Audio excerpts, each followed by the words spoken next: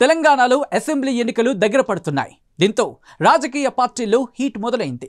ఇటు పార్టీల్లోనూ అటు నియోజకవర్గాల్లోనూ సందడి పెరిగింది. మరి ఏ నియోజకవర్గంలో ఏ పార్టీ ఎన్నిసార్లు గెలిచింది? ఏ సామాజిక వర్గానికి చెందిన అభ్యర్థులకు ఓటర్లు పట్టం కడుతున్నారు? అసలు అక్కడ డిసైడింగ్ ఫ్యాక్టర్స్గా ఉన్న ఓటర్లు ఎవరు? ఇష్యూస్ ఏంటి? ఈ ఎన్నికల్లో ప్రస్తుత ఎమ్మెల్యేలపై ఎఫెక్ట్ చూపే అంశాలేంటి? మొత్తంగా ఆసిఫాబాద్ అసెంబ్లీ నియోజకవర్గంలో ఆయా పార్టీలకున్న అనుకూల ప్రతికూల అంశాలను ఇప్పుడు చూద్దాం. పచ్చని చెట్లు, కుంటలు, చెరువులు, పంట పొలాలు, ఎత్తైన కొండలు, ఆదివాసీ గిరిజన గ్రామాలు, చుట్టూ లంబాడీల తండాలు, ఎంతో చారిత్రక నేపథ్యం కలిగిన నియోజకవర్గం ఆసిఫాబాద్.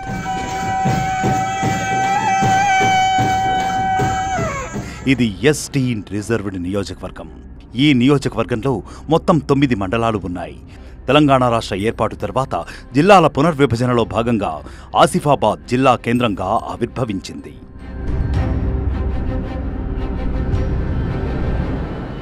ఆసిఫాబాద్ సెగ్మెంట్ విషయానికొస్తే పోరాట యోధుడు కొమురం భీం నడయాడిన నేల.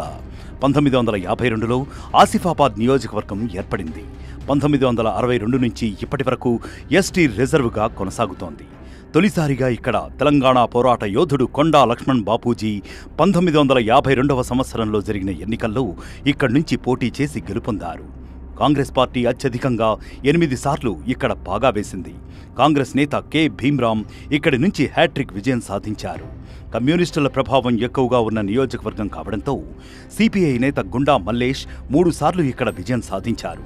2014 ఎన్నికల్లో ఉద్యమ ప్రభావం ఎక్కువగా ఉండటంతో బీఆర్ఎస్ అభ్యర్థి కోవ లక్ష్మి విజయం సాధించి తొలిసారి చట్టసభలో అడుగుపెట్టారు.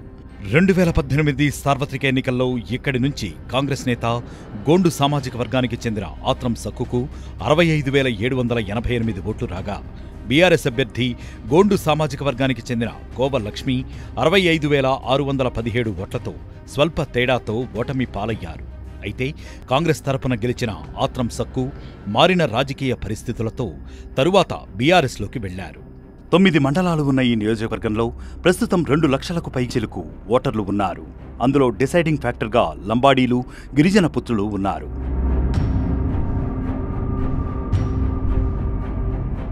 గతంలో ఈ నియోజకవర్గంలో టీడీపీ, కాంగ్రెస్ బలంగా ఉండేది.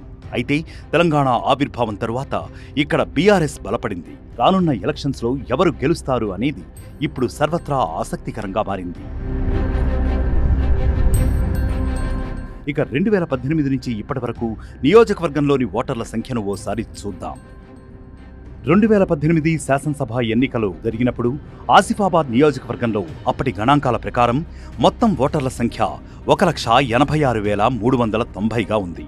అందులో పురుషుల ఓటర్ల సంఖ్య 93,615గా, మహిళా ఓటర్ల సంఖ్య 92,731గా నమోదైంది. అనంతరం 2023 అంటే ఇప్పుడు జరగబోతున్న సార్వత్రిక ఎన్నికల నేపథ్యంలో ఆసిఫాబాద్ ఓటర్ల సంఖ్య ప్రస్తుత గణాంకాల ప్రకారం 2,07,906గా నమోదైంది. ఇందులో పురుష ఓటర్ల సంఖ్య 1,04,107గాను, మహిళా ఓటర్ల సంఖ్య 1,03,785గాను ఉంది. గత 2018 ఎన్నికల్లోని ఓటర్లు, ప్రస్తుత ఓటర్లను గమనిస్తే దాదాపు 21,516 మంది ఓటర్లు అధికమయ్యారు.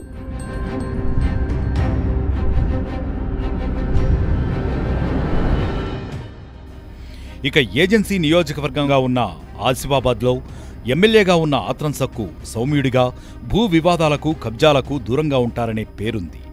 ఇక అడవి బిడ్డలు ఎన్నాళ్లగానో వేచి చూసిన పోడు భూములకు సైతం సీఎం కేసీఆర్ చేతుల మీదుగా పట్టాల పంపిణీ జరిగింది.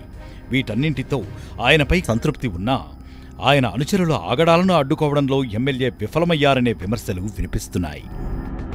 కొమురం భీం ప్రాజెక్టు ద్వారా వ్యవసాయ భూములకు చుక్క నీరు కూడా ఇవ్వట్లేదని ఆదివాసీ రైతులు కోపంతో ఉన్నారు. 6 మండలాల్లో ఉన్న 76 గుడాల్లో ఇప్పటి వరకు తాగునీటి కష్టాలు వెంటాడుతున్నాయి. కలిస్తే సరిగ్గా మాట్లాడే పరిస్థితి కూడా ఉండదని గుర్రుగా ఉన్నారు ఆదివాసీలు. కొన్ని గ్రామాలకు కనెక్టివిటీ రోడ్లు కూడా లేక ఆదివాసీ ప్రజలు ఇబ్బందులు పడుతున్నారు. వీటన్నింటితో ఎమ్మెల్యే ఆత్రం సక్కుకు ఆదివాసీ తెగల్లో వ్యతిరేకత ఉంది.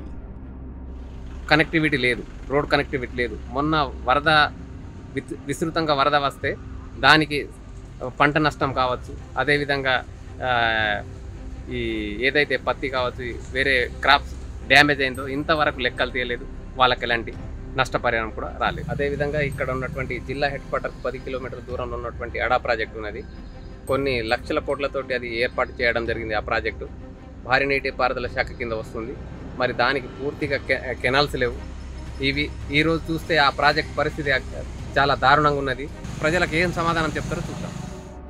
ఇక గత ఎన్నికల్లో బీఆర్ఎస్ తరపున పోటీ చేసి ఓడిపోయిన కోవా లక్ష్మికి ఆదివాసీ ప్రజల్లో కొన్ని తెగల్లో సానుభూతి ఉంది. అలాగే ఉద్యమకారిగా కూడా మంచి పేరు ఉంది. దాంతో ఇప్పుడు రానున్న ఎన్నికల్లో అధికార పార్టీ టికెట్ ఎవరికి వెళ్తుంది అనే సందిగ్ధత ఉంది. మేముగా పార్టీలో జాయిన్ అయినప్పుడు కూడా ప్రజలందరూ కూడా హామీ ఇవ్వడం జరిగింది. మీకు అందరూ కూడా పట్టాలు ఇస్తామని. నిజంగా వ్యక్తిగతంగా కూడా చాలా నేను ఆనందపడుతున్నా, సంతోషపడుతున్నా.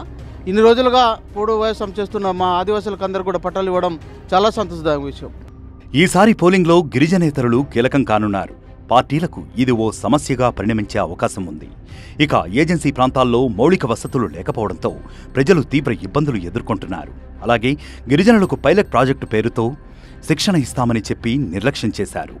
ఇవన్నీ పోలింగ్పై ప్రభావం చూపే అంశాలే. అదేదో ఎక్కడ పోతావు సని అంటే అల్లు నోట్లే ఉంటా అన్న, అల్లు నోట్లే సని ఉన్నది అన్నట్టు మా ఆదివాసీ కూడా అల్లనే మాకు ఎక్కువ రోగాలు. కాబట్టి నేను అధికారులను కోరేది, నాయకులను కోరేది ఒకటే.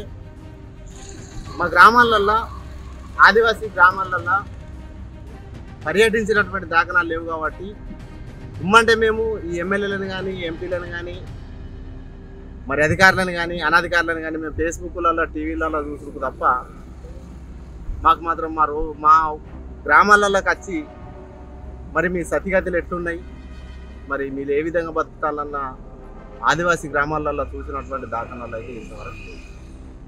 ఇక అధికార పార్టీలో ఉన్న లోటుపాట్లను తమకు అనుకూలంగా మలుచుకునే విధంగా కాంగ్రెస్ ప్రచారం చేసుకుంటోంది.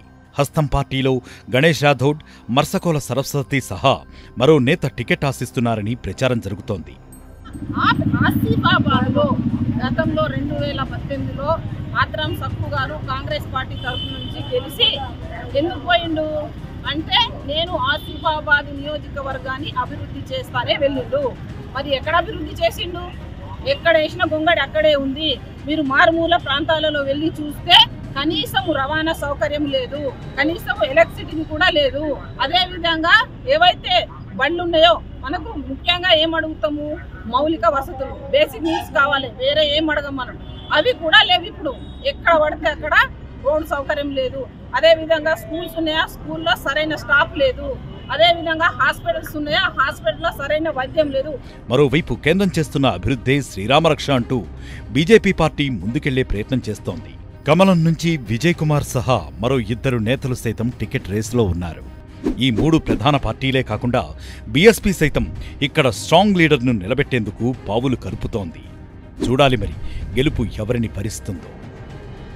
ఈ ప్రాంతంలో మళ్ళీ ఓట్లు అడిగే ప్రయత్నం అయితే ఇటు బీఆర్ఎస్ పార్టీ చేస్తుంది.